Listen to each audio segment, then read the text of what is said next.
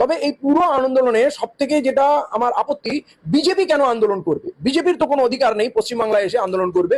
BJP যখন তার BJP শাসিত রাজ্যগুলোতে, যেখানে ডাবল ইঞ্জিন সরকার আছে, সেখানে রেপ ব্যাপকভাবে হচ্ছে, মানুষকে হত্যা করা হচ্ছে এবং পিটি পিটি মেরে তার ভিডিও করে প্রচার হচ্ছে, সেখানে বিজেপি ব্যর্থ। সেই অপরাধীদের তারা সম্মানিত করে, কোন মুখে ওরা পশ্চিমবাংলায় এসে আন্দোলন করে?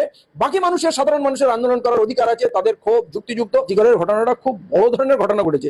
আমরা অন্য ক্ষেত্রে দেখি কি যৌন লালসার কারণে কেউ কাউকে ধর্ষণ করে বা সেই প্রমাণ লোপাট করার জন্য তাকে হত্যাও করে, সেটা আলাদা। কিন্তু এখানে সরকারি হাসপাতালে সরকারি ডাক্তার, সরকারি পুলিশ দ্বারা আক্রান্ত হয়েছে এবং তারপরে যে ঘটনাটা ঘটেছে, তড়িঘড়ি যে অ্যাকশন হওয়া উচিত ছিল, সেখানে বাড়িতে তার বাবা মাকে ভুল বার্তা দেওয়া হচ্ছে, তারা আসলে 3 ঘন্টা আটকে রাখা হচ্ছে, বডি দেখতে দেওয়া হচ্ছে না, যে শ্মশানে গিয়ে জ্বালানোর জন্য ছটফট করছে, এই ব্যাপারগুলো। এবং তারপরে ওই যে ওই কি রিনোভেশনের নামে দেওয়াল ভেঙে দেওয়া, মধ্যরাতে হাজার হাজার লোকে ঢুকে আক্রমণ, এগুলো কিন্তু স্বাভাবিক ঘটনা নয়।